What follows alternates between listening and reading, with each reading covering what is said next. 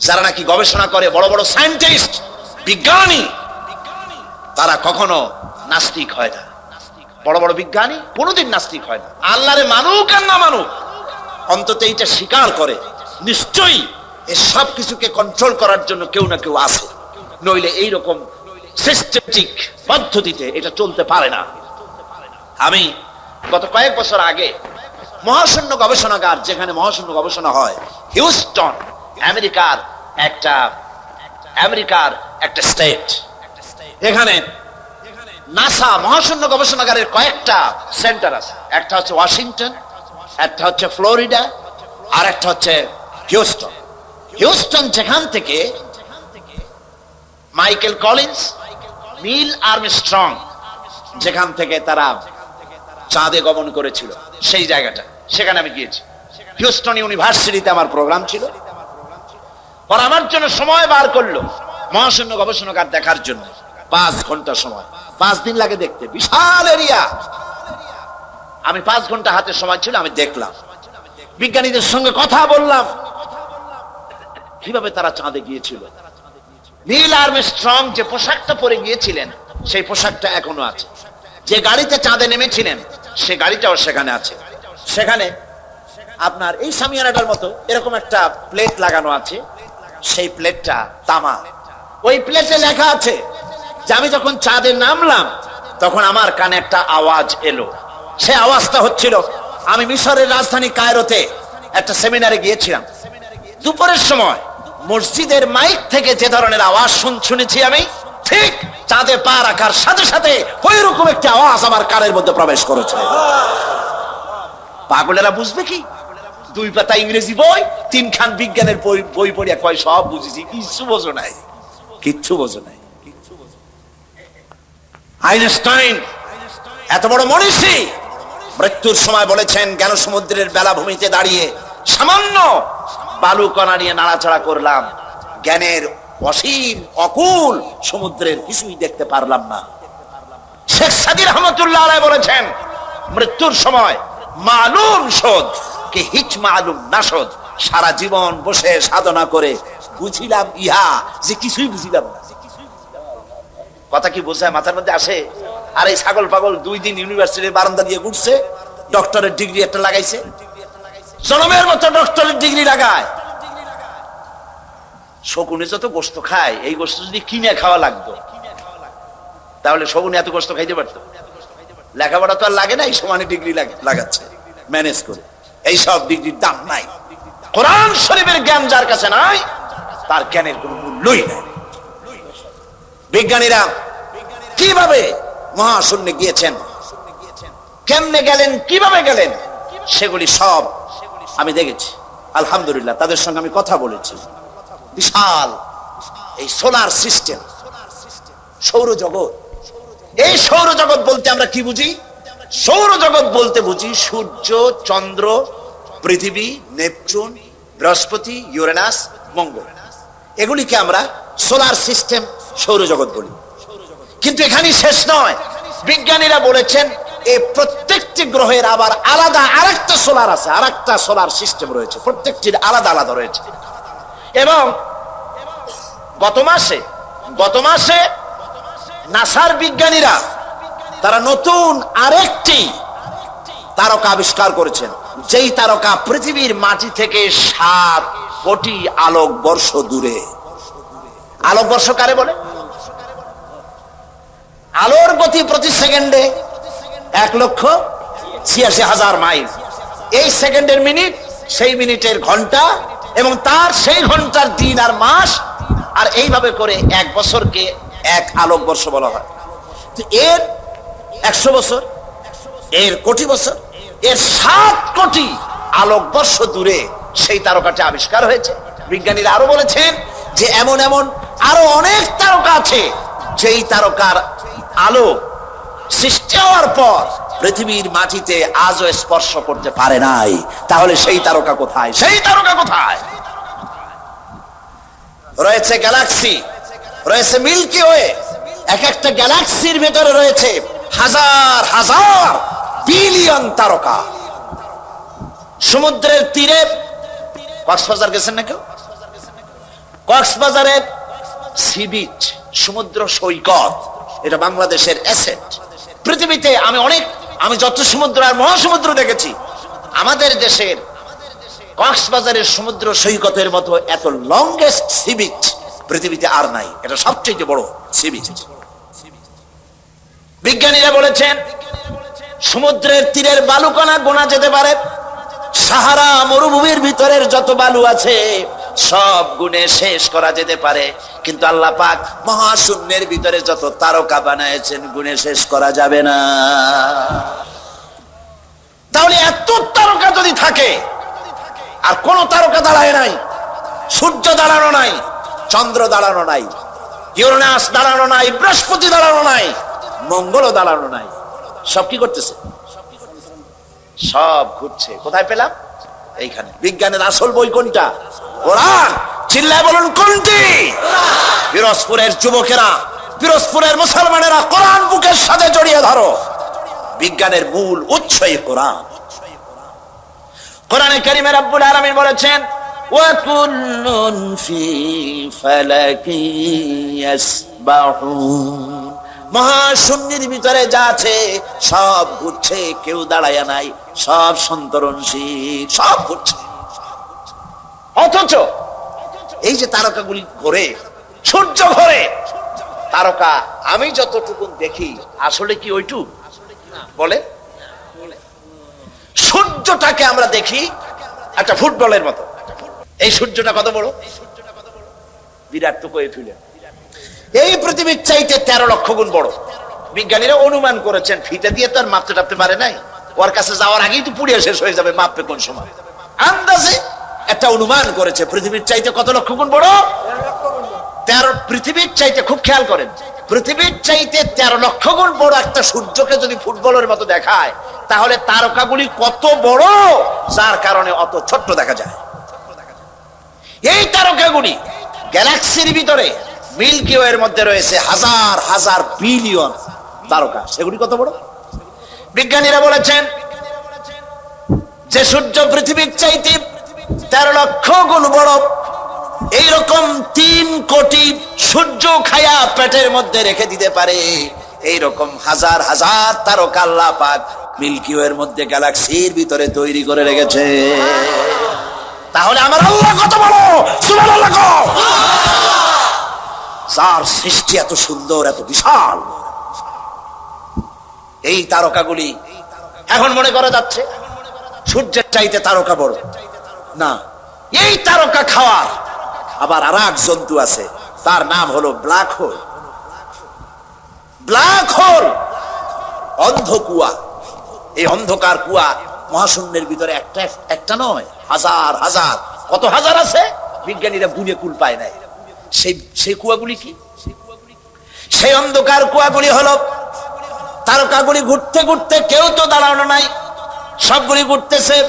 তারকাগুলি ঘুরতে ঘুরতে কোন এক মুহূর্তে যদি ব্ল্যাক হোলের রেঞ্জের ভিতরে যদি এসে যায়, বাচ্চা ছেলেরা বা আপনি মুখের মধ্যে চকলেট দিয়া এই চকলেট চুষে যেমন নিমিষে আপনি শেষ করে ফেলেন, খেয়ে ফেলেন, পৃথিবীর চাইতে যে তারকা, যে সূর্য 13 লক্ষ গুণ বড়, এরকম 3 কোটি সূর্য খায়া হজম করতে পারে যে তারকা, সেই তারকা ব্ল্যাক হোলের মধ্যে যদি পড়ে যায়, নিমিষের ভিতরে ব্ল্যাক হোল এবং তারকা খায়া হজম করে ফেলে দেয়।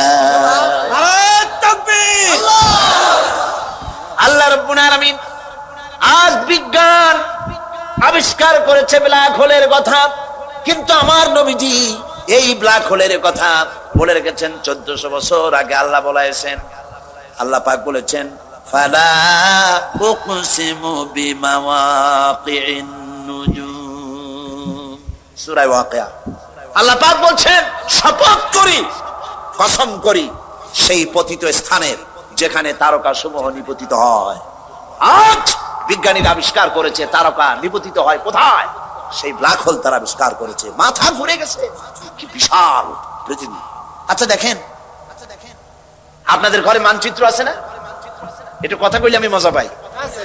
মানচিত্র খুলে দেখুন, বাংলাদেশের মানচিত্রে পিরোজপুরের অবস্থান কতটুকু? একটু হবে, তার বেশি তার হবে না। এশিয়ার মানচিত্রে বাংলাদেশের অবস্থান কতটুকু? একটুকু হবে। পৃথিবীর মানচিত্রে বাংলাদেশের অবস্থান একটা কলমের নিপ পড়ার জায়গা, ঠিক না? তো পৃথিবীর মানচিত্রে বাংলাদেশের অবস্থা যদি এই হয়, তাহলে আল্লাহর এই বিশাল সোলার সিস্টেম সৌরজগতের মধ্যে পৃথিবীর অবস্থান কতটুকু, আর আপনার আমার মতো সলিমুদ্দি কসিমুদ্দির অবস্থান কতটুকু? কথা বোঝেন? কোনো হাস্তি নাই, কিচ্ছু নাই, সামান্য একটু দুদিনের ক্ষমতা, বাহাদুরি কি, হ্যান করেঙ্গে ত্যান করেঙ্গে, লাঠি কে আন্দার মুগুর ভরেঙ্গে। মাতবাড়ির ঠেলায় মানুষ অস্থির হয়ে যায়, আল্লাহরে চেনে না, আল্লাহরে অস্বীকার। হায় হায়, কি কপাল পোড়া। আল্লাহ পাক বলছেন, বলো আলহামদুলিল্লাহি রাব্বিল আলামিন, বহুমাত্রিক জগতের মালিক যিনি, তার প্রশংসা করো। শুধু একটা পৃথিবী বানান নাই, সহস্র সহস্র এভাবে জগৎ তিনি তৈরি করেছেন, একটা দুইটা। শুধু তাই নয়, আলহামদুলিল্লাহি রাব্বিল আলামিন, প্রশংসা করো আল্লাহর। কোন আল্লাহর? যিনি রব্বিল আলামিন, যিনি রব, যিনি কি বলেন, যিনি কি, জোরে কোন? কোন রব? রব বলে কারে? রব বলা হয় তাকে যিনি, যার যতটুকুন যখন প্রয়োজন চাওয়ার আগে ওই সব যিনি যিনি পৌঁছায় দেন, তার নাম রব। তার নাম আমার যখন দাঁতের দরকার ছিল, আল্লাহর কাছে চাওয়া লাগে নাই, দরখাস্ত করা লাগে নাই, সময় মতো আমার মুখে আল্লাহ পাক দাঁত পৌঁছায় দিয়েছেন, ঠিক কিনা? আল্লাহ পাক আমার শরীরটাকে বানায় দিয়েছেন, কোনো দরখাস্ত করি নাই, কোনো আল্লাহর কাছে দরখাস্ত করা হয়নি। আমার হাত লাগবে, পাও লাগবে, নাক লাগবে, চোখ লাগবে, বড় লাগছে? কিছু বলা লাগে নাই, বিনা দরখাস্তে সুন্দর একটা বডি আমাকে দান করলেন। বলি আলহামদুলিল্লাহ, কোন আলহামদুলিল্লাহ? আল্লাহ তো এটার জন্য কোনো ট্যাক্স চান নাই, ট্যাক্সেশন। এই যে বৈদ্যুতিক বাতি জ্বলছে, আপনাদের বাড়িতেও বৈদ্যুতিক আলো আছে, ফ্যান আছে, মাসের শেষে বিল আছে কিনা? আসে কিনা? যদি বিল না দেন তাহলে আপনার লাইন থাকবে না লাইন কেটে দেবেন? লাইন কেটে দেবেন। খুব সহজ করে। এবার আপনি বলেন, শীতকালে যে শীতের মজা ভোগ করলেন, গরমের দিনে যে ঠান্ডা বাতাস পেলেন, বাতাসের ভেতর থেকে যে অক্সিজেন গ্রহণ করলেন, এজন্য আল্লাহ রাব্বুল আলামিন মাসের শেষে কোনদিন ফেরেশতা বিল নিয়ে আসছে নাকি, বেটা বিল দে, তা না হলে ঘেড়ি ভেঙে দেবো? জি আসছে? এরকম আসে নাই, ভবিষ্যতে আসবে নাকি? আল্লাহ রাব্বুল আলামিন কোন বিলের ব্যবস্থা করেন নাই, পয়সা দিয়া বিল দেওয়া লাগবে না, নিয়ামত খাওয়ার শুকর আদায় করো, আলহামদুলিল্লাহি রাব্বিল আলামিন, শুকর আদায়। আর দেখুন, সমস্ত নেসেসারি এসেনশিয়াল সব থেকে জরুরি জিনিসগুলি আল্লাহ নিজের হাতে রেখেছেন, না গভর্নমেন্টের হাতে দিয়েছে? আল্লাহ জানেন এগুলো ক্ষমতায় গেলে দারুণ শয়তানি করবে, সেই জন্য আল্লাহ এদের হাতে দেয় নাই, আসল জিনিস আল্লাহ নিজের হাতে রাখছে। কার হাতে? নিজের হাতে। এই বাতাসটা যদি আল্লাহ কোনো গভর্নমেন্টের হাতে দিয়ে দিতেন, হায় হায়, খবর আল্লাহ। বাতাসটা যদি গভর্নমেন্টের হাতে রাখতো, গভর্নমেন্ট বলতো বিরোধী দলের দাবি মানি না, বাতাস দেবো না, মোটে মর, শ্বাসরুদ্ধ করে মেরে ফেলে দিত, ঠিক না? পানি, বাতাস, অক্সিজেন, প্রাণী জগৎ বাঁচাতে যা লাগে এগুলি কার কন্ট্রোলে? আল্লাহ মানুষের হাতে দেয় নাই। মোটে সুযোগ পায় না, তাই কয় ভাতে মারবো, পানি পারবো, আর যদি সুযোগ পায় তাই তো মারিয়ে ফেলাবে। এই জন্য আল্লাহ আসল জিনিস নিজের হাতে রাখছে। সুবহানাল্লাহ। আল্লাহ পাক এই বাতাস, পানি, অক্সিজেন দিয়ে মানুষকে বাঁচাচ্ছেন। সুবহানাল্লাহ। কি সুন্দর করে বডিটা বানালেন, তাকান। আমার নবীজি বলেছেন, আমার নবী বলেছেন, কেউ যদি আল্লাহর সৃষ্টি নৈপুণ্যতার উপরে, সৃষ্টির কলা কুশলতার উপরে একটা ঘন্টা গবেষণা করে, চিন্তা করে, তাহলে আল্লাহ রাব্বুল আলামিন ওই বান্দার আমলনামায় 60 বছরের নফল ইবাদতের সওয়াব লিখে দিবে। চিন্তা করো, মাথাটা দিছি, চিন্তা করো। আমরাও চিন্তা করি, মানুষে ঠকান যায় কি করিয়া, ইহা চিন্তা করা হয়। ওজনে কেমনে কম দেওয়া যাবে, খাদ্যে কেমনে ভেজাল দেওয়া যাবে, চাউলের মধ্যে আর কত তুষ মিশানো যাবে, এই হলো চিন্তা। খুদকুরা মিশানো যাবে, এমন পাথর মিশায়, দন্ত চিকিৎসক পাশে ভাত খাওয়া লাগে, দাঁত কোনটা ভাঙবে তার তো ঠিক নেই। এইগুলো নিয়ে চিন্তা করে মানুষ, ঠিক কিনা কর? আল্লাহ কয় চিন্তা করো, গবেষণা করো, কেমনি বানাইছে, তোমার নিজের শরীরটা দেখো। আচ্ছা দেখেন, লক্ষ্য করুন, বৃহস্পতিবাসী, এই যে একটা বডি, শরীর, এটা কি শরীর, এই শরীরটার দিকে লক্ষ্য করুন তো। আল্লাহ শকরে মাথা নিচে হয়ে আসবে, এক্ষুনি সেজদা দিতে ইচ্ছে করবে। আপনার এই বডিটাকে উষ্ণ রাখার জন্য, বডিটা যদি হিম শীতল হয়ে যায় কি হবে না আপনি কোন? একেবারে খুব তাড়াতাড়ি মরে যাবেন, মোটেও সময় লাগবে না। তাহলে শরীরটা কি থাকতে হবে বলেন?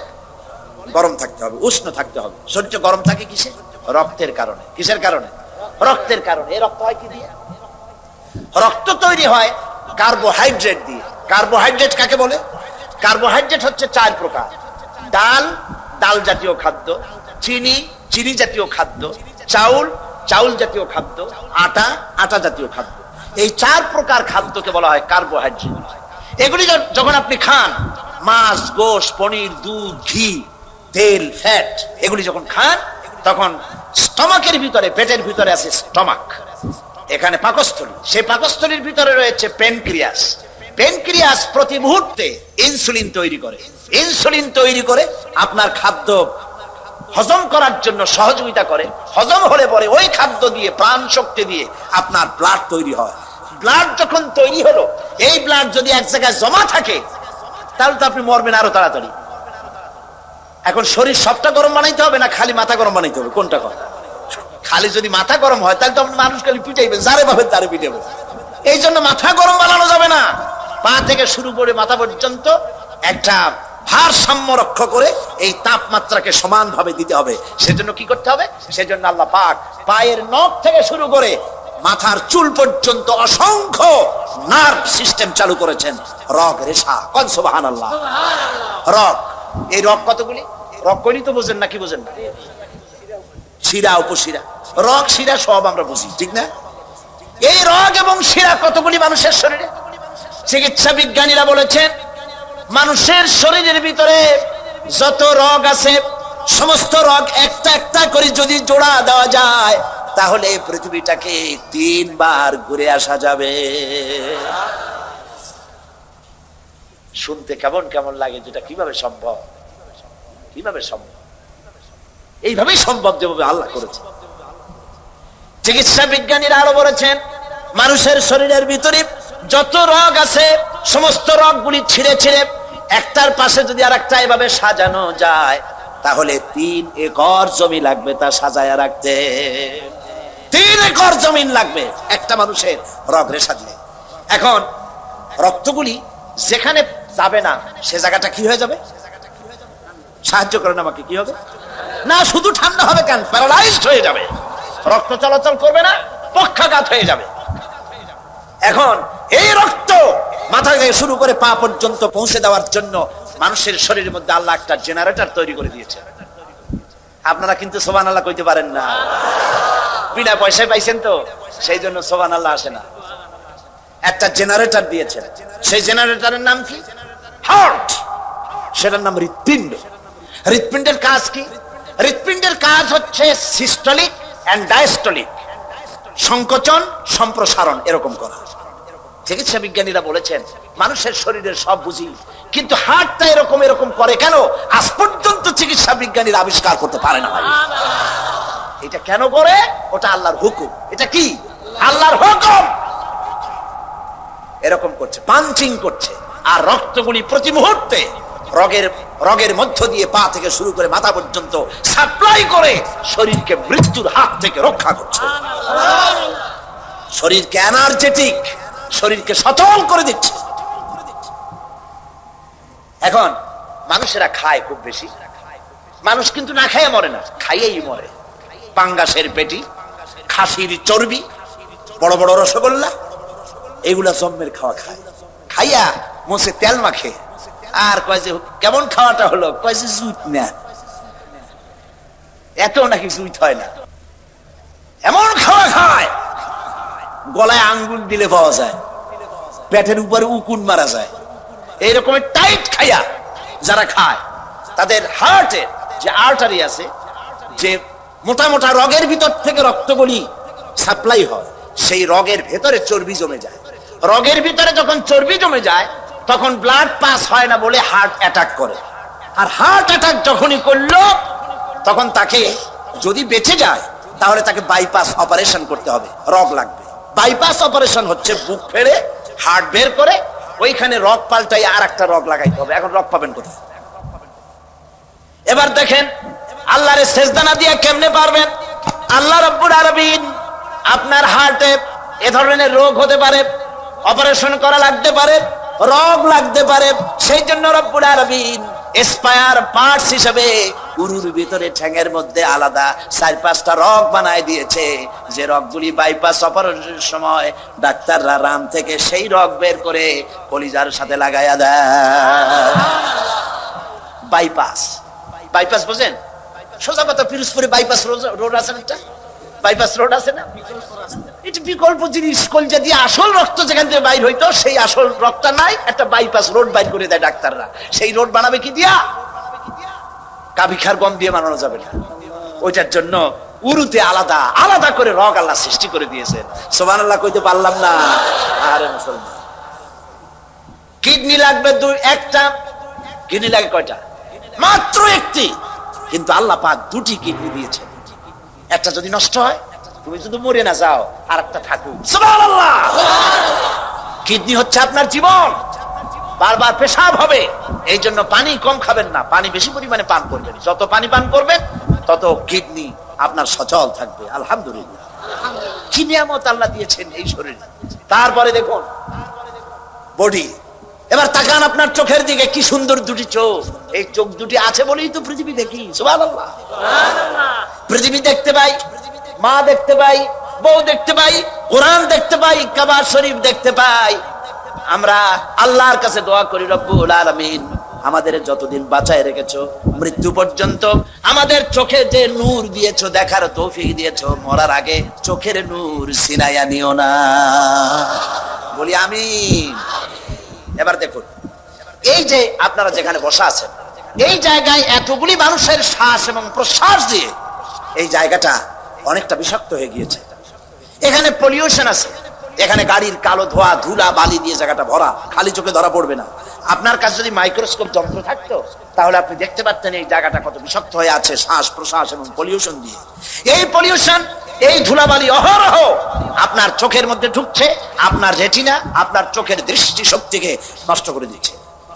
কিন্তু আপনার চোখের দৃষ্টি যেন নষ্ট না হয়ে যায় পৃথিবীর ধুলাবালি ময়লায়, রোগ জীবাণুতে, আপনার চোখ যেন নষ্ট না হয়ে যায়, সেই জন্য আল্লাহ রাব্বুল আলামিন চোখের ভিতরে এক প্রকারের মেডিসিন, এক প্রকারের পানি রেখে দিয়েছেন। ওই পানিটা হলো ওষুধ। ওই পানিটা সারা চোখে ছড়িয়ে দেওয়ার জন্য চোখের পলক, চোখের পাতা 2টি দিয়েছেন। অনবরত চোখ পলক মারতেছে, আর ওই পানি দিয়া আল্লাহ চোখ পরিষ্কার করে দিতেছে। আরে এমন আল্লাহর সেজদা দেয় না মানুষ, এমন আল্লাহর সেজদা দেয় না। এই চোখের পলক আমরা তো ইচ্ছে করে মারি না। এই চোখের পলক এমনি হয়, অটোমেটিক হয় নাকি? অটোমেটিক হয় কিনা? আপনি ইচ্ছে করে করেন না, অটোমেটিক হয়। চোখ দিয়া সব সময় নেগেটিভ দেখি, পজিটিভ বানায়া দেখায় কে? আল্লাহ পাক দেখান। সুবহানাল্লাহ। এরপরে দেখুন ব্রেন। ব্রেন কোথায় আছে? মাথা। ব্রেন, মগজ। এই মগজটা থাকে কোথায়? মাথার মধ্যে থাকে। মাথার ঘিলু, সোজা কথা ঘিলু। এই ঘিলুটা চতুর্দিকে হাড়, চতুর্দিকে কি বলে? হাড়। হাড়ের মধ্যে থাকে ঘিলু। ঘিলু কি শক্ত না নরম? নরম। এই নরম ঘিলুটা, নরম ব্রেনটা রাখার জন্য আল্লাহ সেখানে কিছু ওষুধ রেখেছেন। সামান্য একটু পানির মতো আছে, সেইখানে ব্রেনটা আছে, যাতে করে হাড্ডির সাথে ধাক্কা লেগে আপনি যেন পাগল না হয়ে যান। এই ব্রেনের ভিতরে রয়েছে অসংখ্য সেল। সেল কি? সেল হচ্ছে CELL, সেল। অসংখ্য সেল আছে ব্রেনের ভেতরে। এই অসংখ্য সেলের ফাংশন কি? এর ফাংশন হলো, একটার ফাংশন হলো আনন্দ, তৃপ্তি, মেধা, চিন্তা, প্রজ্ঞা, সুখ, শোক, অনুভূতি। এসব অসংখ্য কাজ আপনার ব্রেনের মধ্যে রয়েছে। অসংখ্য সাইডে এইগুলি রয়েছে। এর মধ্যে রয়েছে মেমোরি, এর মধ্যে রয়েছে স্মৃতি। আপনার যে কম্পিউটার আছে, কম্পিউটার দেখছেন না আপনারা? দেখেন, যাদের পয়সা কড়ি আছে কম্পিউটার কিনবেন এবং কম্পিউটার শিখবেন। গেলবার লন্ডন থেকে আসার সময় আমাকে একজনে একটা কম্পিউটার হাদিয়া দিল আমাকে। এটা হলো পৃথিবীর লেটেস্ট কম্পিউটার।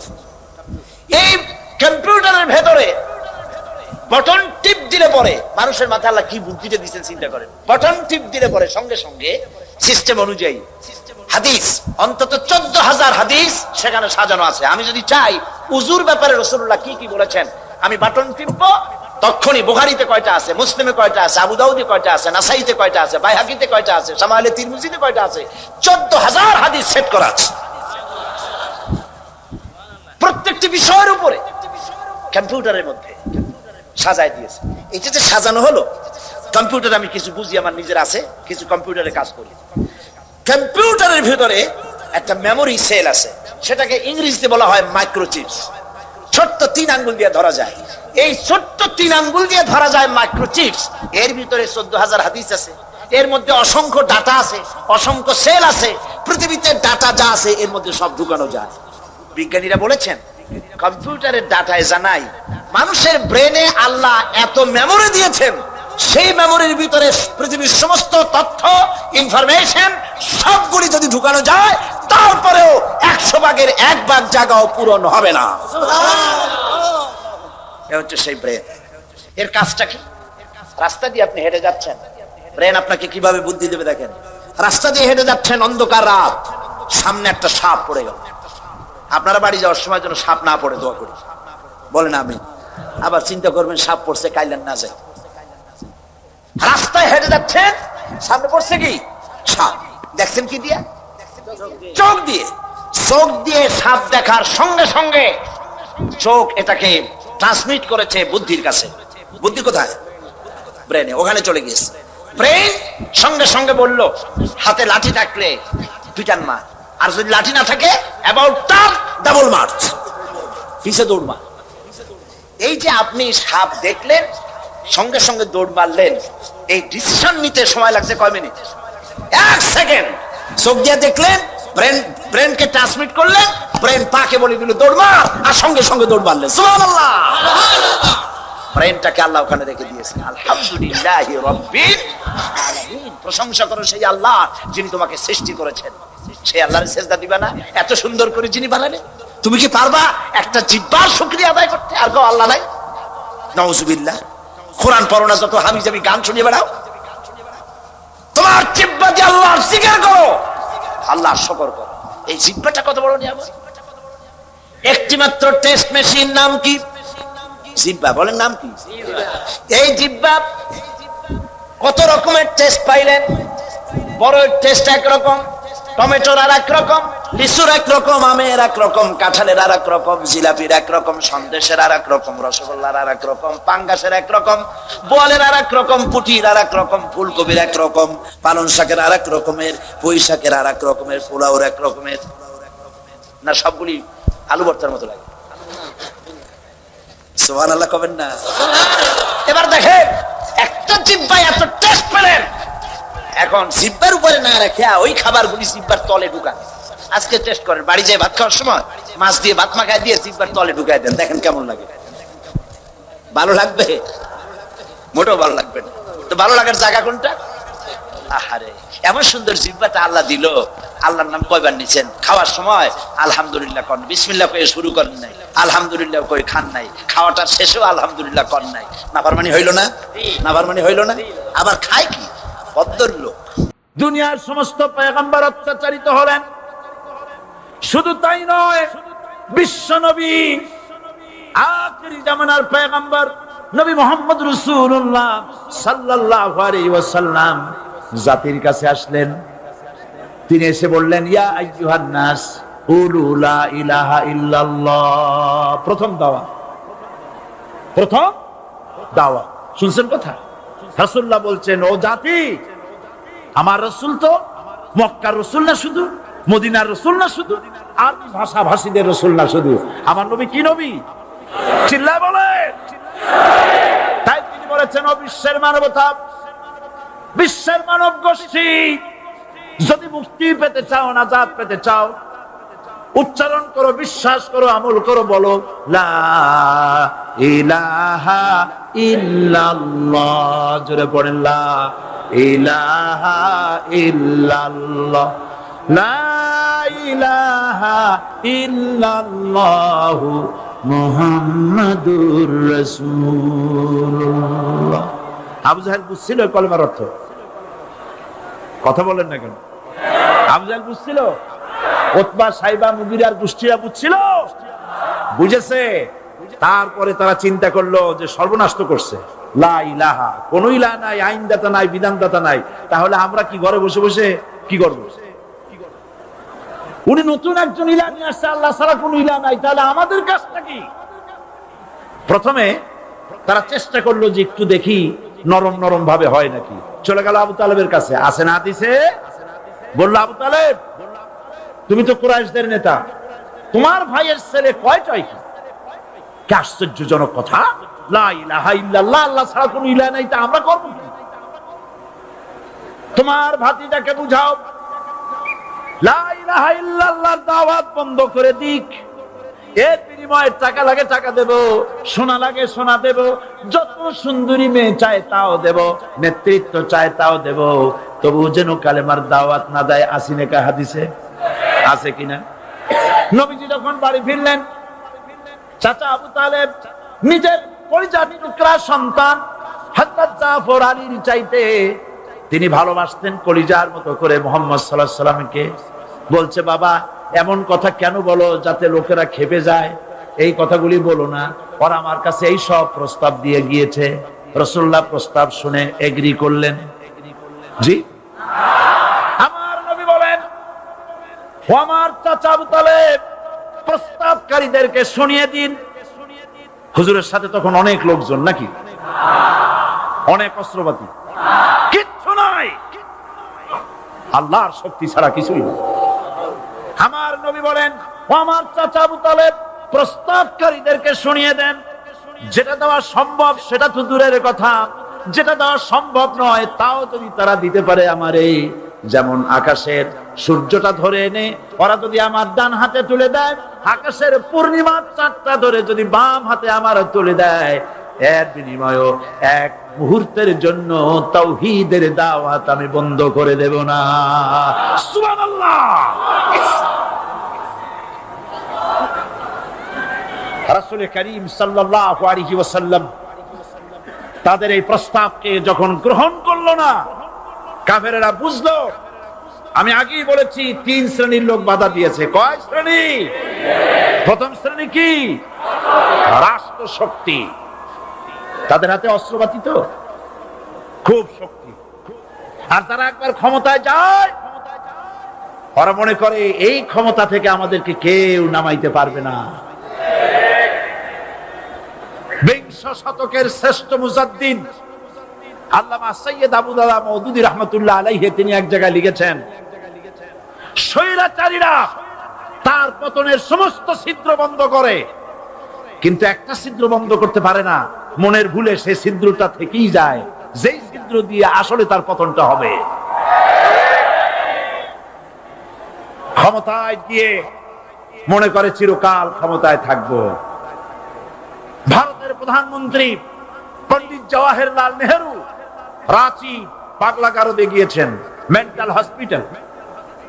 পাগলেরা নেহেরুকে দেখে আশ্চর্য হয়ে গেছে, এত সুন্দর মানুষ, মাথায় কিস্তি টুপি, গায়ে শেরওয়ানি, মুসলমানি ড্রেসই আলাদা, যদিও তিনি হিন্দু ছিলেন, পরেছেন মুসলমানি ড্রেস।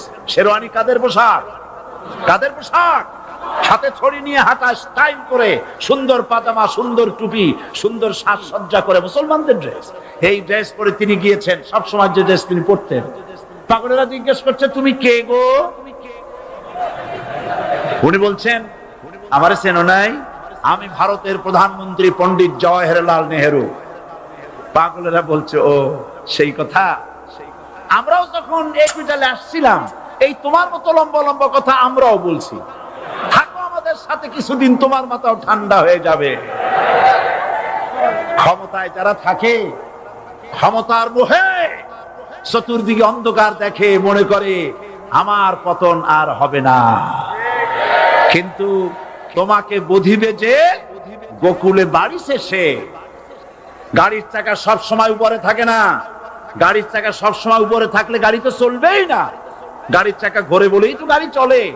সুতরাং এই উপরে তোমার চাকা উপরে এখন আছে বলে, তোমার দলের চাকা উপরে আছে বলে যারা মানুষের উপরে জুলুম করছো, আলেমদেরকে ধরতেছো, মুসল্লিদেরকে ধরে ধরে জেলে ঢুকাচ্ছ, সময় আসবে এমন ইন্দুরের রক্ত অপমানা পালাবার জন্য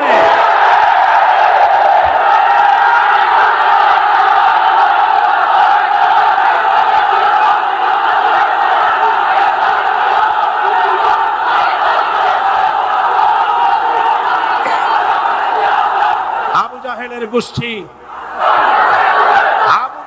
গোষ্ঠী মনে করেছে সোজা আঙ্গুলে ঘি যখন উঠলো না, আঙ্গুল বাঁকা করতে হবে। শুরু হয়ে গেল অত্যাচার, শুরু হয়েছে না?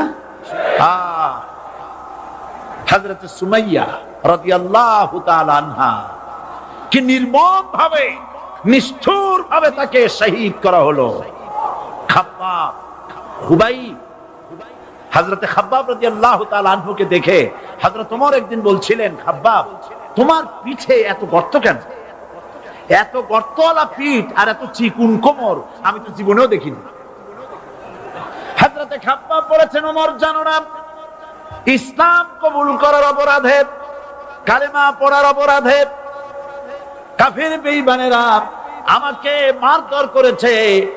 যখন আমি তাদের মারে কালেমা ছাড়ি নাই, তখন আগুন জ্বালায়া আগুনের আংটার উপরে, আংটা আগুনের উপরে আমাকে ঠিক করে শোয়ায়া, আমি যেন নড়াচড়া করতে না পারি সেজন্য আমার বুকের উপরে পাথর চাপা দিয়ে রেখেছে। আগুনে গোশত পুড়ে পুড়ে আগুন ভিতরে ঢুকেছে, গায়ের রক্ত আর চর্বি গলে গলে পড়ে আগুনগুলো নিভেছে। ওই পিঠে যে গর্ত হয়েছে আজও পর্যন্ত সেই গর্ত মিটে যায় নাই। হযরত খাব্বাব রাদিয়াল্লাহু তাআলা আনহু বলছেন, বুখারী শরীফে হাদিসে ভাবে এসেছে, ওয়ান খাব্বাব বিন আরিত রাদিয়াল্লাহু তাআলা আনহু আন্নাহু قال শাকাউনা ইলা রাসূলিল্লাহ সাল্লাল্লাহু আলাইহি ওয়াসাল্লাম ওয়া হুয়া মুতাওয়াসসাদুন বুরদাতুন লাহু ফি জিল্লিল কাবা। আমি গেলাম রাসূলুল্লাহর কাছে, যে দেখি হুজুর বাইতুল্লাহ শরীফের ছায়ায় আরাম ফরমাচ্ছেন। আমি কাছে গিয়ে বললাম, আলা তাস্তানসিরু লানা আলা তাদউ লানা ইয়া রাসূলুল্লাহ, হে রাসূল আপনি কি আমাদের জন্য দোয়া করবেন না?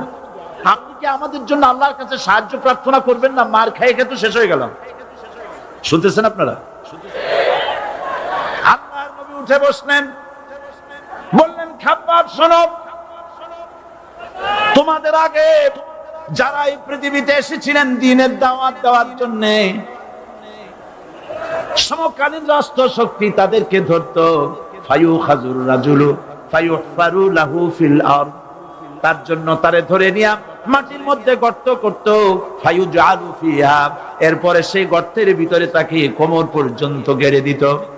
সুম্মা ইউতা বিল মানশাব, এরপরে করাত আনা হতো, ফায়ুদাউ আলা রাসিহি, এরপরে করাতটা মাথার উপরে রাখা হতো, ফায়ুজআলু নিসফাইন, এরপরে করাত দিয়া চিরে চিরে জীবিত মানুষটাকে দ্বিখণ্ডিত করে ফেলে দিত। মা ইয়াসুদ্দুহু যালিকা আন দীনি, এত কষ্ট দেওয়ার পরেও, এত জুলুম করার পরেও দ্বীনের দায়ীদেরকে এক চুল পরিমাণ আল্লাহর রাস্তা থেকে তারা সরাই দিতে পারে নাই। ওয়াল্লাহি, ও খাব্বাব, আমি আমার আল্লাহর নামে কসম করি। ও মুসলমান, কে কসম করতেছে? আল্লাহ রাসূল। আমি আমার আল্লাহর নামে কসম করি, ওয়াল্লাহি লা ইউতাম্মান্নাল্লাহু হাযাল আমর হাত্তা ইয়াসির রাকিবু মিন সানা ইলা হাদরামাউত। সেদিন বেশি দূরে নয়, ইয়েমেনের রাজধানী সানা থেকে শুরু করে সৌদি আরবের হাদরামাউত পর্যন্ত হাজার হাজার মাইল, এই দীর্ঘ পথে যুবতী নারী তার সৌন্দর্যের পশ্চা নিয়া, আর ধনাঢ্য ব্যক্তিরা, সওদাগরেরা তাদের টাকা পয়সা নিয়া একাকে নিয়ে অথবা দলবদ্ধ ভাবে মানুষেরা যাতায়াত করবে। লা ইয়াখাফু ইল্লাল্লাহ, মানুষের মনের মধ্যে কোনো ভয় থাকবে না। এমন একটা সময় আসবে, ওয়ালাকিন্নাকুম তাস্তাজিলুন, অথচ তোমরা বড্ড তাড়াহুড়ো করছো। তাড়াহুড়ো করো না, অপেক্ষা করো, ধৈর্য ধরো, মার খাও, জেলে যাও, শহীদ হও, আল্লাহর রাজ কায়েম হবেই হবে।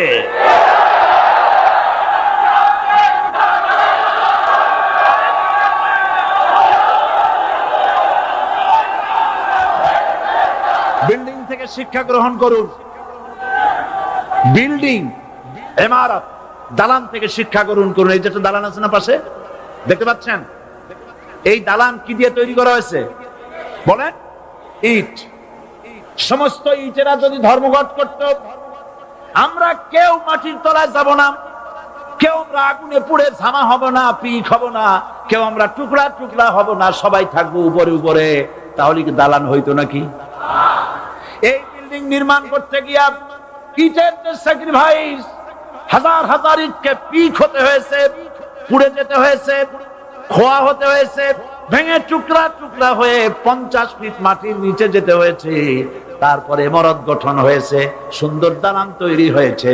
যারা ইসলামী শাসন চান, আল্লাহ দ্বীনকে বিজয়ী দেখতে চান, তাদেরকে অসংখ্য মানুষকে পোড়াইটের মতো জেলখানায় পুড়ে পুড়ে মরতে হবে। অসংখ্য মানুষকে ফাঁসির কাস্তে ঝুলতে হবে, গায়ের রক্ত দিতে হবে, শহীদ হতে হবে। তারপরে ইসলামের ইমারতটা কায়েম হয়ে যাবে। শায়ের কবি কি সুন্দর করে বলছেন, কবি সুন্দর করে বলছেন, ये शहादत गाहे उल्फत में कदम रखना, ये शहादत गाहे उल्फत में कदम रखना, लोग समझते हैं आसा है मुसलमान होना। মানুষেরা মনে করে মুসলমান হওয়া খুব সহজ জিনিস। না, মুসলমান হওয়ার অর্থ হলো শাহাদাতের ঈদগাহে শামিল হয়ে যাওয়া।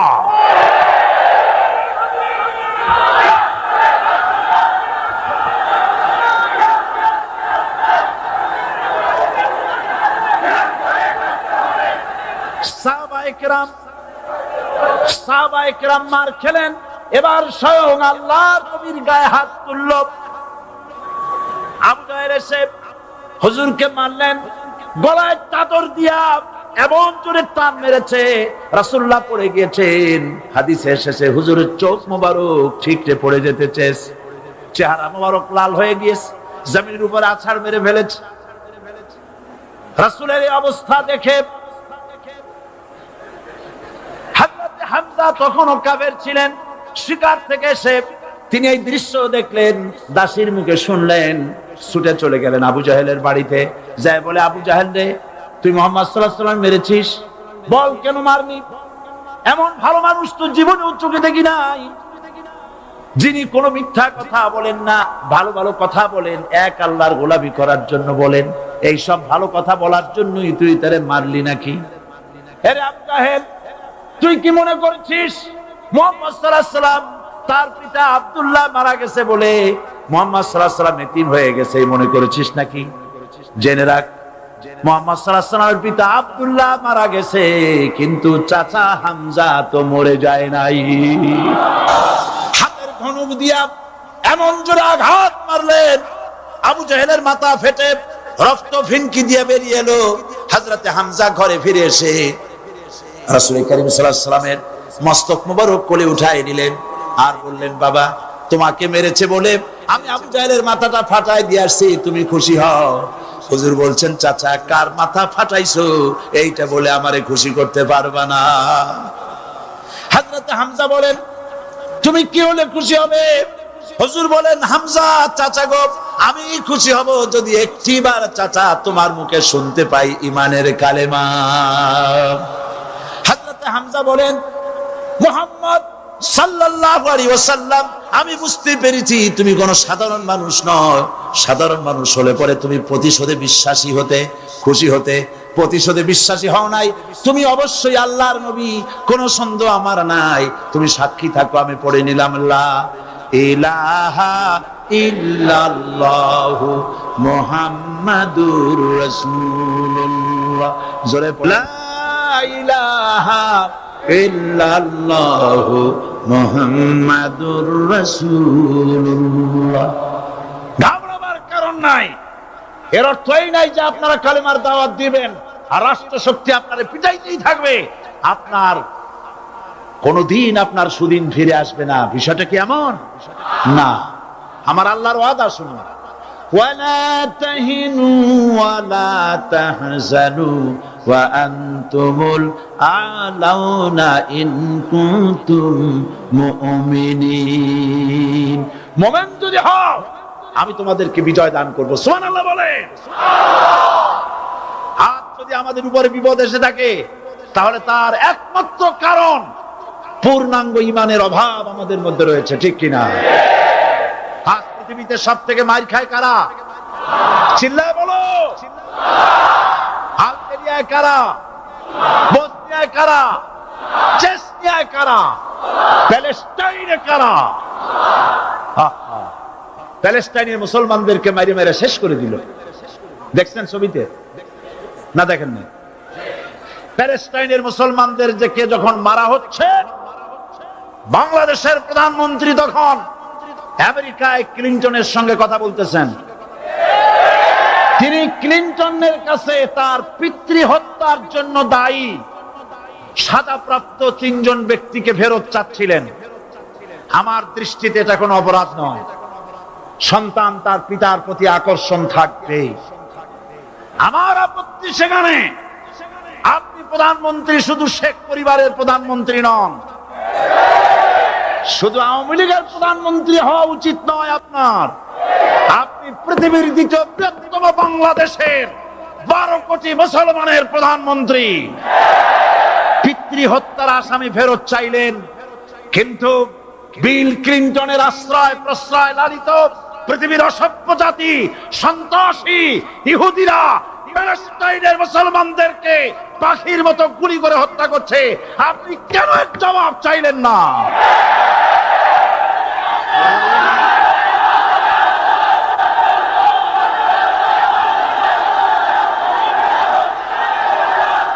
জবাব জবাব আপনি চাইতে পারবেন না, কারণ মুনাফিকদের সাহস হয় না, সাহস হয় মুমিন ব্যক্তি। বিল ক্লিনটনকে বলা দরকার ছিল, এই ইসরায়েলকে তোমরাই বসিয়েছো, মধ্যপ্রাচ্যের বিষ ফোড়ায় পরিণত করেছো তোমরা। তবে হ্যাঁ, যুরিবাত আলাইহিমুয যিল্লাতু ওয়াল মাসকানা ওয়া বাউ বিগাদাবিন মিনাল্লাহ। আল্লাহর গজব আসবে, ইহুদিরা পৃথিবী থেকে নিশ্চিহ্ন হবেই হবে ইনশাআল্লাহ। দেখেছেন তাকায়া প্যালেস্টাইনে ইসরায়েলিরা হেলিকপ্টার, গানশিপ, কামান, বোমা নিক্ষেপ করছে, আর প্যালেস্টাইনের শিশু কিশোর যুবকেরা ইহুদিদের নিক্ষিপ্ত বোমা আর কামানের মোকাবেলা করতেছে পাথর দিয়ে। আমি আমার অন্তরের অন্তঃস্থল থেকে ধন্যবাদ জানাই, মোবারকবাদ জানাই খালিদ বিন ওলীদের উত্তরসূরি, খাব্বাব খুবাইবের উত্তরসূরি প্যালেস্টাইনের ওই সব যুবকদেরকে যারা কাফের বেঈমান ইহুদিদের মোকাবেলা করতেছে ইট আর পাথর দিয়ে। আর আমি আমার অন্তরের অন্তঃস্থলের সমস্ত ঘৃণা দিয়ে আমি ধিক্কার জানাই পৃথিবীর মুসলিম শাসকদেরকে, যারা মুসলমানদের মার দেখে চুপ করে যারা বসে আছে।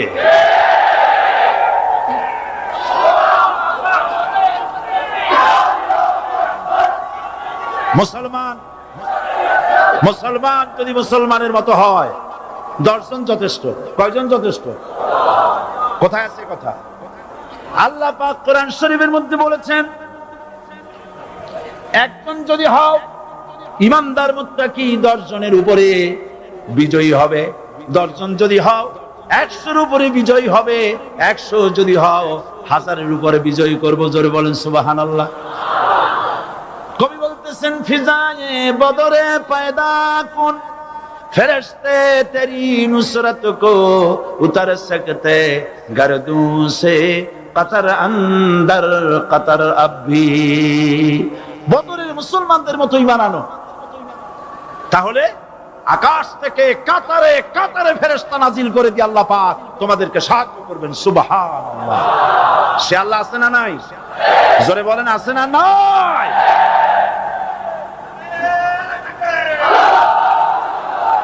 সেই আল্লাহ রাব্বুল আলামিন কোরআনে কারীমের ভিতরে আয়াতুল কুরসির মধ্যে বলে দিয়েছেন, আল্লাহু লা ইলাহা ইল্লা হুয়াল হাইয়ুল কাইয়্যুম।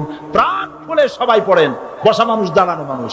আল্লাহু লা ইলাহা ইল্লা হুয়াল হাইয়ুল কাইয়্যুম। আল্লাহ রাব্বুল আলামিন, তিনি ছাড়া কোনো ইলাহ নাই, তিনি সার্বভৌমত্বের মালিক, কেউ নাই আল্লাহ ছাড়া। এই কথা মানুষকে ঘোষণা করতে হবে। বাধা, এই কথা বললেই বাধা দেবে কয় শ্রেণীর লোক? 3 শ্রেণীর। প্রথম শ্রেণী হচ্ছে কে? রাষ্ট্রশক্তি। আজও তারা বাধা দিচ্ছে। আল্লাহর আইন দিয়ে দেশ চালাও, তারা তাদের মন মর্জি মোতাবেক আইন দিয়ে দেশ চালাবে। আল্লাহ পাক বলছেন, আলা আলাহুল খালকু ওয়াল আমরু, সৃষ্টি যার, আইন চলবে তার। কারো বাবার আইন চলতে পারে না, নিজেদের তৈরি করা আইন চলবে না। ইনিল হুকমু ইল্লা লিল্লাহ, একমাত্র আইন চলবে কার? এই আইন রাসূল করিম সাল্লাল্লাহু আলাইহি ওয়াসাল্লাম মদিনায় কোরআন দিয়ে প্রতিষ্ঠিত করেছিলেন। আল্লাহর বিধান, আল্লাহর সার্বভৌমত্ব কায়েম করেছিলেন। কোরআন সংবিধান হলো, চুরি বন্ধ হলো, ডাকাতি বন্ধ হলো, জেনা বন্ধ হলো, হত্যা বন্ধ হলো, ধর্ষণ বন্ধ হলো, সব কিছু বন্ধ হয়ে গিয়ে মুসলমানেরা শান্তি লাভ করলো, পৃথিবীর মানুষ শান্তি লাভ করলো। সুবহানাল্লাহ বিহামদিহি। আজ মুসলমানেরা শত্রু চেনে না, বন্ধু চেনে না। বন্ধুকে বানায়েছে শত্রু, শত্রুকে বানায়েছে বন্ধু। কে বন্ধু কে শত্রু চিনাই দিবেন কে? আল্লাহ। বলেন কে দিবেন? আল্লাহ রাব্বুল আলামিন কোরআনে কারীমের মধ্যে পরিষ্কার করে বলেছেন, লাতাজিদান্না শাদ্দান নাসি আদাওয়াতান লিল্লাযীনা আমানুল ইয়াহুদা ওয়াল্লাযীনা আশরাকু। আল্লাহ পাক বলছেন, হে রাসূল, মানুষের ভিতরে 2টা শ্রেণী মুমিনদের জন্য সবথেকে জঘন্য দুশমন। কয়টা শ্রেণী? 2টা। একটা হলো ইহুদ, আর একটা হলো মুশরিক। একটা হলো ইহুদি, আর একটা হলো মুশরিক। এটা হলো তোমাদের দুশমন। আর আজ আমাদের দেশে, পৃথিবীর বিভিন্ন দেশে মুসলমানেরা মুশরিকদের সঙ্গে সম্প্রীতি বাড়াচ্ছে, মুসলমানদের সাথে শত্রুতা বাড়াচ্ছে। আজ আমার দেশে পূজা পার্বণে বাধা নাই। পূজা পার্বণে বাধা আছে? পূজা পার্বণে বাধা নাই। বাধা কোথায়? কোরআন শরীফের তাফসীর মাহফিলে। কোরআনের তাফসীরের মাহফিলে বাধা দেওয়া হচ্ছে। গান বাজনায় 144 ধারা নাই, কিন্তু কোরআন শরীফের মাহফিলে 144 ধারা দেওয়া হচ্ছে। যারা দিচ্ছে তারা আবার ওমরাও করে, হজও করে। ওরা আমাদের বলে আমরা নাকি ধর্মের নামে রাজনীতি করি। বলে না? আমরা নাকি ধর্মের নামে রাজনীতি করি। আমি বলি, ধর্মের নামে আমরা রাজনীতি করি না, আমরা ধর্মীয় রাজনীতি করি। কথাটা বুঝে আসছে কিনা? ধর্মের নামে রাজনীতি তো সেই ব্যক্তি করে 1996 সনের নির্বাচনের আগে যিনি মাথায় পট্টি বেঁধেছিলেন, যিনি শপথ গ্রহণের সময় হাতে তসবিহ পড়েছিলেন। ধর্মের নামে রাজনীতি তিনি করেছেন। আজ অনেকগুলি ডিগ্রি পেয়েছেন তিনি, অনেকগুলি ডিগ্রি পেয়েছেন। কয়টা? মুখস্থ হয়ে গেছে আপনাদের। শকুনেরা, শকুন যদি গরুর গোশত কিনে খাওয়া লাগতো, 80 টাকা কেজি দরে শকুনে এত গোশত কিনা খাইতে পারতো না। লেখাপড়া করে যদি ডিগ্রি নেওয়া লাগতো, এত ডিগ্রি কপালে জুটতো না। পয়সা দিয়া ম্যানেজ করা ডিগ্রি, কিন্তু 9টা নিলে কি হবে? আসল ডিগ্রিটা এখনো বাকি আছে। আসল ডিগ্রি কোনটা? নির্বাচনের আগে পট্টি বেঁধে তসবিহ নিয়ে গোটা জাতিকে যে সফলভাবে প্রতারণা করতে আপনি পেরেছিলেন মহা প্রতারক হিসেবে, সেই ডিগ্রি আগামী নির্বাচনের মোক্ষম সময় জনগণ আপনার গলায় পরায় দেবে।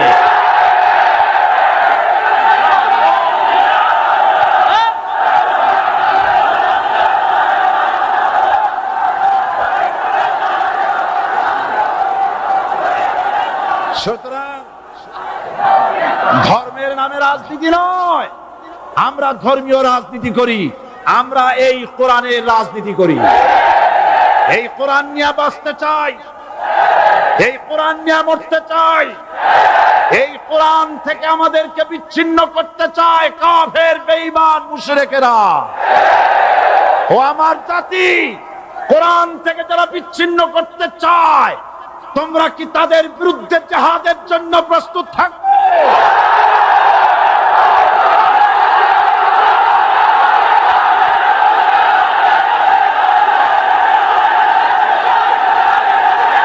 বসেন, বসেন, বসেন, বসেন। আমি বুঝতে পেরেছি বিষয়টা কি। আসরের পরের থেকে বসা তো, সুযোগ পাইয়া খাড়া হইয়া কোমর সোজা করলেন। বসেন, সবাই বসেন। কোমর সোজা হয়ে গেছে, বসেন। এত বড় মাহফিল, জীবনে আর একটা পাবো নিশ্চয়তা আছে কি? জোরে বলেন, আছে? আজ আমাকে কথা বলতেই হবে ইনশাআল্লাহ, কারণ আগামীতে আবার আপনাদের সাথে দেখা হবে কিনা আমি জানি না। কথা বলতেই হবে। বসেন, কেউ দাঁড়িয়ে থাকবেন না। আমি দেখতে পাচ্ছি বাংলাদেশের ভাগ্য আকাশে উত্তর গগনে কালো মেঘ জমা হয়েছে, ঝড়ের পূর্বাভাস লক্ষ্য করছি। যদি মোকাবেলা করতে না পারেন সক্ষম ভাবে, এমন অন্ধকার গাঢ় কালো অমাবস্যার রাত আসতে পারে যার সুবে সাদেক হওয়া অসম্ভব। সুতরাং আপনারা কি কাপুরুষের মতো কাফের মুশরিকদের গোলামি করে মরতে চান? বিড়ালের মতো 500 বছর বেঁচে থাকার কোনো লাভ নাই। সিংহের মতো 1 ঘন্টা বাঁচতে চাই। আমাদেরকে বলা হয় সাম্প্রদায়িক উস্কানিমূলক কথা নাকি আমি বলি। পত্রপত্রিকা দিছে না তারা? সাম্প্রদায়িক উস্কানি কথা, সাম্প্রদায়িক উস্কানিমূলক কথা বলি। সেই জন্যই বোধহয় শত শত মুসলিম আমাদের কাছে এসে মুসলমান হয়। মানুষে আর বোকা বানানো যাবে না। যাবে কি? আর বোকা বানানো যাবে? তারপর বলছে কি? এরপরে বলছে, আমাকে বলছে রাজাকার।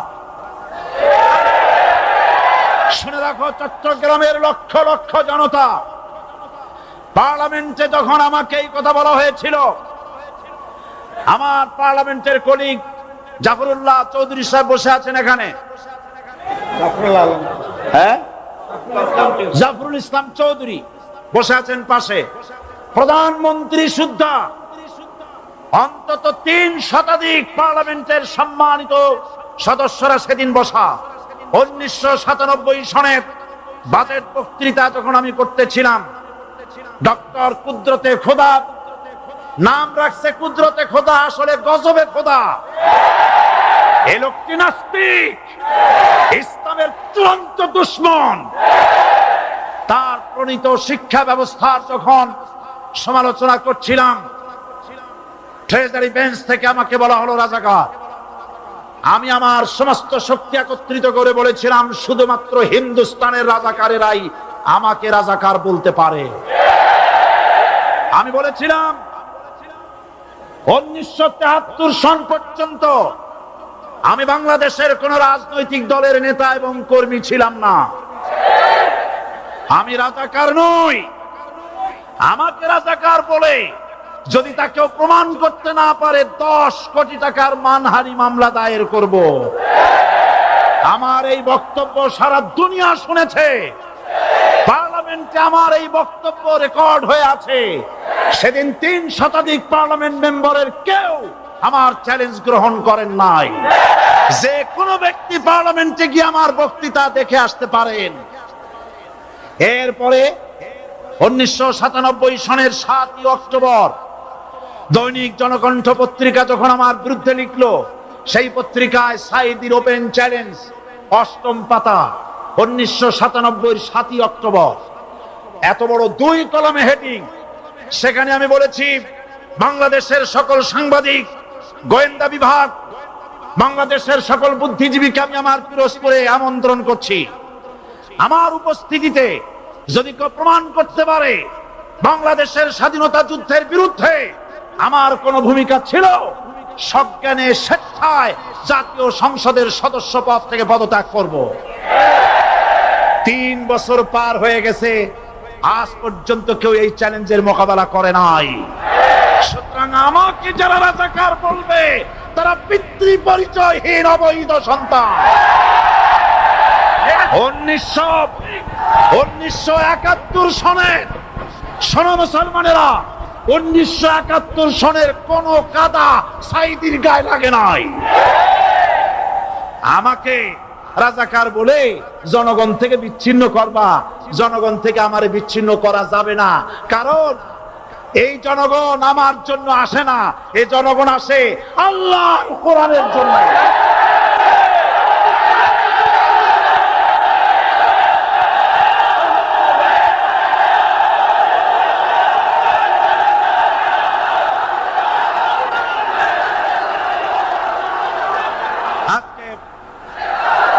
ইসলামের কথা বলে, যারা ইসলামের কথা বলে তারাই রাজাকার, তারাই মৌলবাদী। মৌলবাদী বললে আমরা অসন্তুষ্ট হই না, কারণ মৌলবাদী শব্দটা আসছে মূল থেকে। মৌল শব্দ এসেছে মূল থেকে। মূলবাদী তার মানে যারা মূলে আছে। মূল হলো কোরআন, মূল হলো হাদিস, মূল হলেন আল্লাহ, মূল হলেন আল্লাহ রসুল। আমরা আছি মূলে। এখন বলেন তো মূলের শক্তি বেশি না আগার শক্তি বেশি? আমাদের যারা মৌলবাদী বলে ওরা হলো আগাবাদী।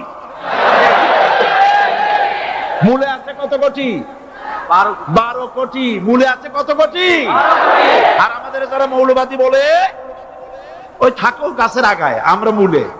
লাফালাফি বেশি করবা না, 12 কোটিতে গাছের গোড়া আসতে নানা দেবে, মামু বাড়ি দিল্লি গিয়ে পড়বা, বাংলার জমিনে জায়গা হবে না। এ কথা বিশ্বাস করো। বাংলাদেশের মুসলমানদের শরীরে 1 বিন্দু রক্ত থাকতে শয়তানের তৈরি করা ধর্মনিরপেক্ষ মতবাদ বাংলার জমিনে কায়েম হতে দেওয়া হবে না, হবে না।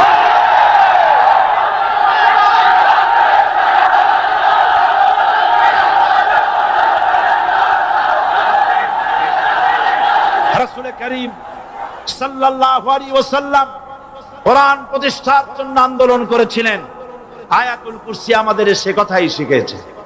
আল্লাহ রাব্বুল আলামিন বলেন, আল্লাহু লা ইলাহা ইল্লা হুয়াল হাইয়ুল কাইয়ুম। প্রাণ খুলে পড়েন, আল্লাহু লা ইলাহা ইল্লা হুয়াল হাইয়ুল কাইয়ুম। আল্লাহ হচ্ছেন তিনি যিনি ছাড়া কোনো ইলাহ নাই, আইনদাতা নাই, বিধানদাতা নাই। আমরা মানুষের তৈরি করা আইন মানি না। 12 কোটি মুসলমানের দেশে আইন তৈরি করবে মানুষ, আমরা মানব না। পার্লামেন্টে তৈরি হতে হবে কোরআন দিয়ে, পার্লামেন্টে আইন তৈরি হতে হবে কোরআন দিয়ে। সুতরাং ভয় যতই পান আর যতই ষড়যন্ত্র করেন, 4 দল যখন একত্রিত হয়েছে, ঐক্যবদ্ধ থাকবে, সরকার ঐক্যবদ্ধভাবে গঠন হবে, নির্বাচন ঐক্যবদ্ধভাবে হবে এবং কোরআন হবে, আল কোরআনের পার্লামেন্ট হবে বাংলাদেশে।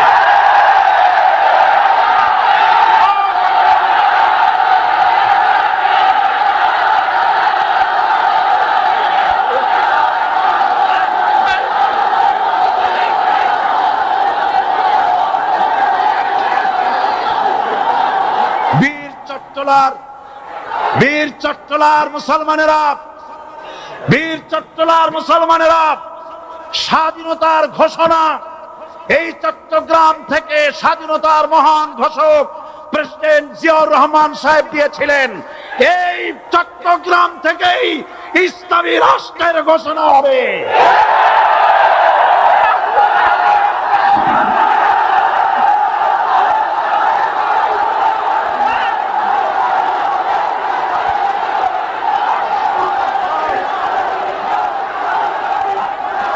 আশাবাদী আপনারা আপনারা অবশ্যই তা পারবেন, আমি 100% বিশ্বাস করি ইনশাআল্লাহ।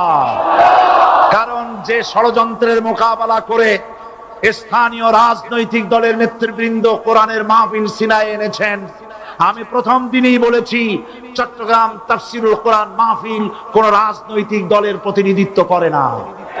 এটা কোন জামাত শিবিরের একক সম্পদ নয়, এটা চট্টগ্রামের মুসলমানদের কলিজার টুকরা তাফসিরের মাহফিল। সুতরাং এই মাহফিল চট্টগ্রামে থাকবে ইনশাআল্লাহ কিয়ামত পর্যন্ত।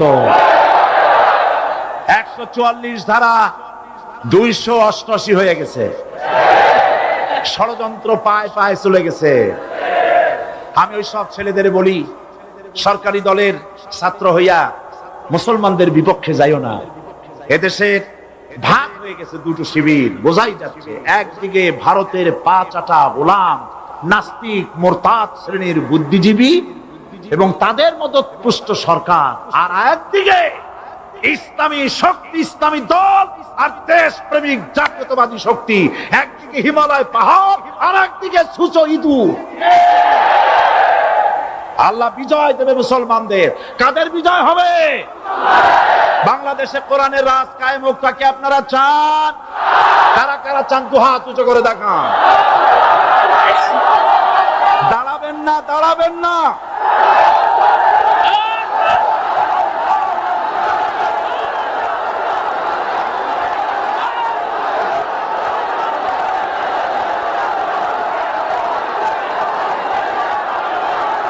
বসুন, বসুন,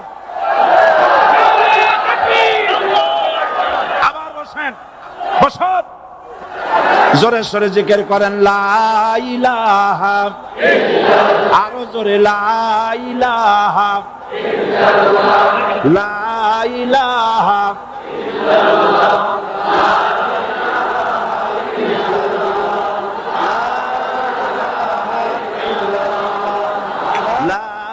ইলাহা ইল্লাল্লাহ, লা ইলাহা ইল্লাল্লাহ, লা ইলাহা ইল্লাল্লাহ মুহাম্মাদুর রাসূলুল্লাহ। যারা যেখানে দাঁড়িয়েছেন বসুন। তিন শ্রেণীর লোকেরা আল্লাহর কালেমায় বাধা দিয়েছে। কয় শ্রেণী? একটা হলো রাষ্ট্রশক্তি, 2 নম্বরে মনে আছে ধনাঢ্য পুঁজিপতির গোষ্ঠী, ওরাও বাধা দিয়েছে। কারণ ইসলামকে বলা হয় পুঁজিবাদের আশ্রয়স্থল। নাউজুবিল্লাহ। সর্বপ্রথম ইসলাম কবুল করেছে কারা? ধনীরা না গরিবরা? কারা? গরিবেরা। সুতরাং ধনাঢ্য ব্যক্তিরা মনে করলো যে আমাদের তো সর্বনাশ হয়ে যাবে, আমরা দাস দাসী ধরে রাখতে পারবো না, আমরা মানুষকে শোষণ করতে পারবো না, যে নতুন কলেমার দাওয়াত আসছে। সুতরাং সরকারের হাতকে তারা পয়সা দিয়া শক্ত করেছে আর বলেছে যত টাকা লাগে এই লোকগুলারে ঠেঙ্গান। আজও আছে কিনা? তা আছে কিনা?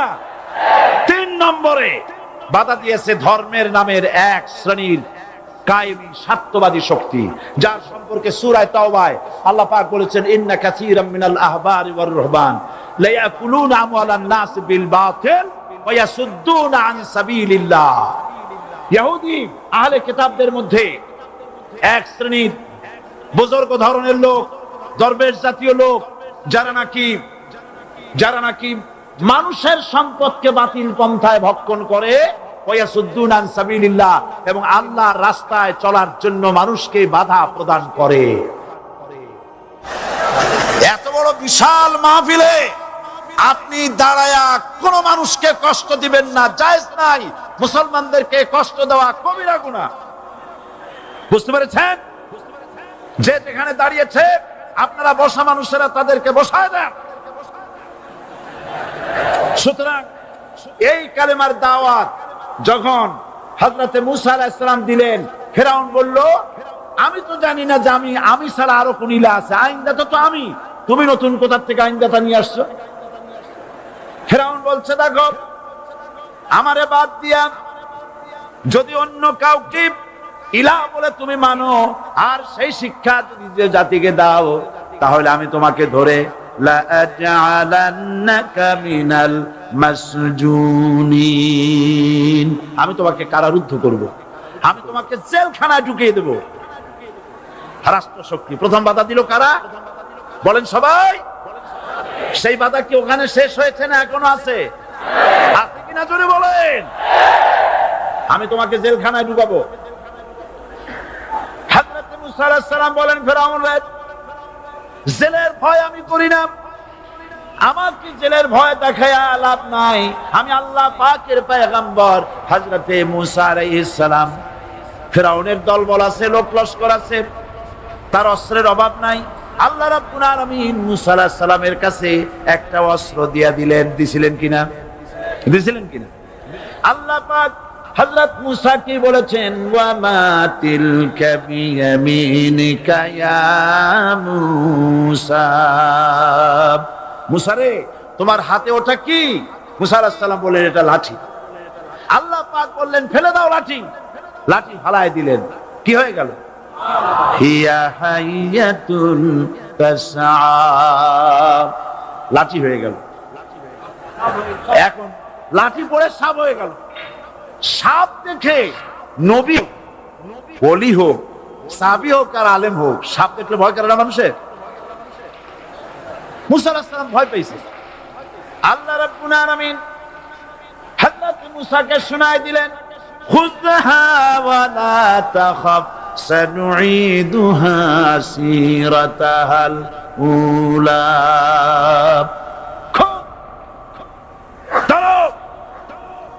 লা তাখাফ, ভয় পেও না।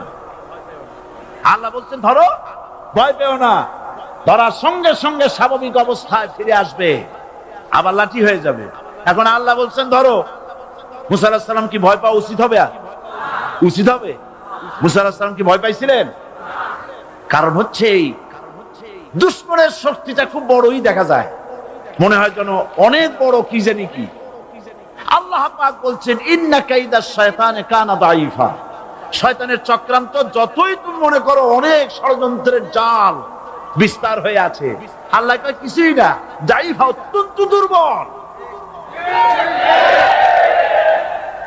আল্লাহ পাক বললেন ধরো। মুসা আলাইহিস সালাম সাপ ধরলেন, সঙ্গে সঙ্গে লাঠি হয়ে গেল। ফেরাউন বরদাস্ত করলো না, রাষ্ট্রশক্তির পক্ষ থেকে আক্রমণ শুরু হলো। অপরাধ কি? মুসা আলাইহিস সালামের অপরাধ কি? কি অপরাধ? মাশাআল্লাহ, বুঝতে পেরেছেন। অপরাধ হচ্ছে তিনি বলেছেন লা ইলাহা, জোরে বলেন লা ইলাহা ইল্লাল্লাহ। এই কালেমাকে আজ আমরা ভিক্ষার বুলি বানাইছি। এটা হলো সার্বভৌমত্বের বুলি, এটা হচ্ছে আল্লাহ পাকের সার্বভৌমত্বের কথা। আজ আমরা মানুষের কাছে আমরা শুনি, মানুষেরা ভিক্ষা চায়, লা ইলাহা ইল্লাল্লাহ, এক মুঠ চাউল দেন, লা ইলাহা ইল্লাল্লাহ 10 খান পাই দেন। এই হচ্ছে কালেমার জিকির। আবার কেউ কেউ জিকির করতেছে লা ইলাহা আস্তে, ইল্লাল্লাহ জোরে, এমন জোরে কলব সাফ করে, কলব তাতে থাকলেও পারে, গেলেও পারে। এই কালেমার জার, এর আঘাত পয়গম্বররা মেরেছেন। হযরত মুসা আলাইহিস সালাম যখন বলেছেন লা ইলাহা ইল্লাল্লাহ, এই ধাক্কা ফেরাউন বরদাস্ত করতে পারে নাই। দরিয়ায় নীলের ভিতরে আল্লাহ পাক ডুবাইয়ে শেষ করে দিয়েছেন, দেন নাই? হযরত মুসা আলাইহিস সালাম, তার উম্মতেরা দরিয়ার পাশে বসে দ্বীনি কথাবার্তা বলতেছেন। এমন সময় ফেরাউন, তার শত্রু হচ্ছে মুসা আলাইহিস সালাম। শত্রু কেন? মুসা কি ফেরাউনের পাকা ধানে মই দিয়েছে নাকি? বলেন আপনারা। তার হালের গরু পিটায় মারছে নাকি? অপরাধ হলো তিনি আল্লাহর জমিনে আল্লাহর আইন প্রতিষ্ঠার কথা বলেছেন। এই শুধুমাত্র এই অপরাধে ফেরাউন তার দলবল নিয়ে 3 দিক থেকে আক্রমণ করেছে। মুসা আলাইহিস সালামের উম্মতেরা ভয় পেয়ে গেছেন। তারা বলছেন ইন্না লামুদরাকুন, আমরা পাকড়াও হয়ে গেছি। 3 দিকে সারাশি আক্রমণ, 3 দিকে শত্রু, একদিকে দরিয়া, পালাবার রাস্তা আছে? হযরত মুসা আলাইহিস সালাম ভয় পেয়ে গেলেন, সারেন্ডার করলেন না। মূসা আলাইহিস সালাম বললেন, কাল্লা, কখনো নয়, ভয় পাওয়ার কোনো কারণ নাই, রব্বি সায়াহদিন, অবশ্যই আমার রব আমার জন্য রাস্তা করে দিবেন।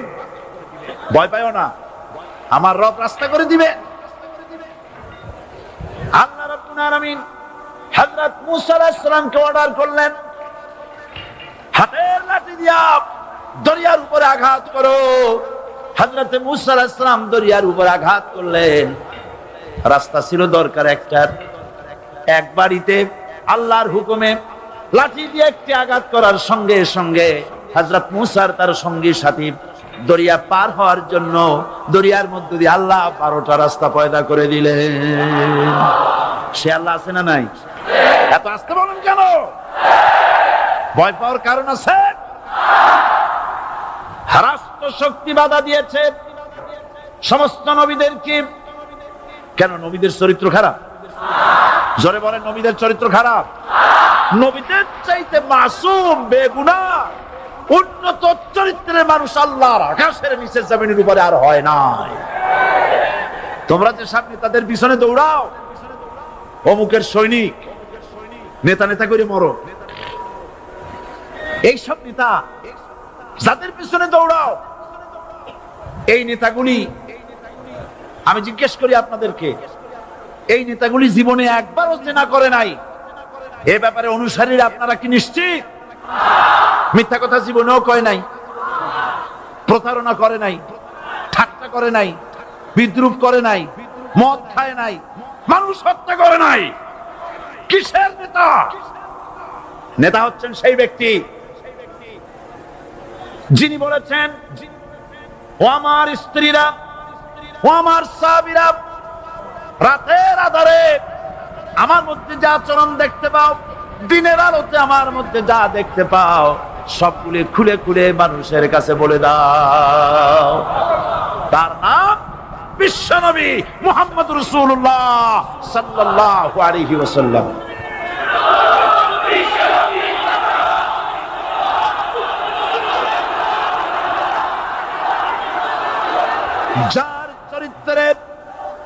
যার চরিত্রের সার্টিফিকেট আল্লাহ রাব্বুল আলামিন নিজে দিচ্ছেন, ওয়া ইন্নাকা লাআলা খুলুকিন আযীম। নবী হে, উন্নত চরিত্রের উপরে আপনি প্রতিষ্ঠিত। সুবহানাল্লাহ। কে সার্টিফিকেট দিচ্ছেন? আযীম, আযীম। আরবিতে চওড়াকে বলা হয় আরিফ, গভীরতাকে বলা হয় আমিক। কত প্রশস্ত, যা মাপার কোনো ফিতা নাই। কত গভীর, যা মাপার কোনো যন্ত্র নাই। এইটাকে আরবিতে বলা হয় আজিম। সুবহানাল্লাহ বলতে ইচ্ছে করে না? ও নবী, তোমার চরিত্র এমন যা মাপার মতো যন্ত্র পৃথিবীতে নাই। এই সার্টিফিকেট দিবেন কে? সমস্ত নবীরাই চরিত্রবান, নবীরা মাসুম, বেগুনাহ। সুবহানাল্লাহ ওয়া বিহামদিহি। সেই নবীরা মার খান নাই? খেয়েছেন কিনা বলেন? কারা মেরেছে? রাষ্ট্র শক্তি। কারা মেরেছে? কারণ নবীরা বলেছেন, লা ইলাহা ইল্লাল্লাহ। পড়েন সবাই, লা ইলাহা ইল্লাল্লাহ। আপনিও যদি নবীদের মতো, সাহাবীদের মতো বুঝা এই কলেমার দাওয়াত দেন, বাধা আসবেই। বোঝাবুঝির ব্যাপার, বুঝতেই সারল। কত মাহফিল হয় বাংলাদেশে, হয় না? কোনো বাধা নাই, ঠিক কিনা? কত পূজা হয়, পার্বণ হয়, গান হয়, থিয়েটার হয়, গুনাহগার বিবির গান হয়, কত কিছু হয়। কোনো বাধা আছে? তাফসীরের মাহফিলে বাধা। কারণ ওরা বুঝতে পেরেছে এ তাফসীরের মাহফিলে গাজীর গীত হয় না, এ তাফসীরের মাহফিলে আল্লাহর সার্বভৌমত্ব কায়েমের আন্দোলন চলে।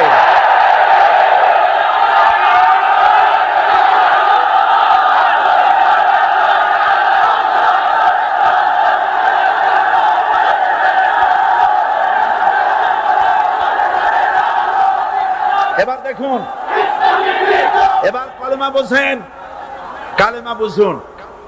বঙ্গভবনের সামনে দাঁড়ায়া, গণভবনের সামনে দাঁড়িয়ে আপনি যদি কালেমার জিকির করতে থাকেন, লা ইলাহা ইল্লাল্লাহ, লা ইলাহা ইল্লাল্লাহ, লা ইলাহা ইল্লাল্লাহ, লা ইলাহা ইল্লাল্লাহ, 2-1 ঘন্টা, 2-4 ঘন্টা, দেখবেন অফিসাররা এসে বলবে, না জানি কোন খাজা বাবা আসছে, আসেন আসেন, নিয়ে খাইতে দেবে, হাদিয়া দেবে। যেহেতু যিনি পড়তেছেন উনি বোঝেন না কি বলতেছেন, আর যারা দাওয়াত দিয়ে নিয়ে গেল ওরা টের পায় নাই যে কি শুনে দাওয়াত দিতেছে। কিন্তু আপনি যদি বঙ্গভবন, গণভবন, সেক্রেটারিয়েট আর পার্লামেন্ট এর ভিতরে ঢুকে যদি বলেন, কোন মানুষের তৈরি করা আইন মানি না, কোন সরকারের সার্বভৌমত্ব স্বীকার করি না, কারো বিধান মানি না, কারো তৈরি করা আইনের সামনে মাথা নত করি না, আল্লাহ ছাড়া কারো বিধান মানি না, হাতিয়া আসবে, খাইতে দেবে, পকেটে টাকা দেবে, খাওয়াবে এক জায়গায় নিয়ে, কোন জায়গায়? লাল দালান। বুঝাবুঝি পয়গম্বরেরা দাওয়াত দিয়েছেন, আয়াতুল কুরসি ফরজ নামাজ পড়িয়া দেখছি অনেকেই জামার বুতাম টুতাম খুলিয়া তারপরে জোরে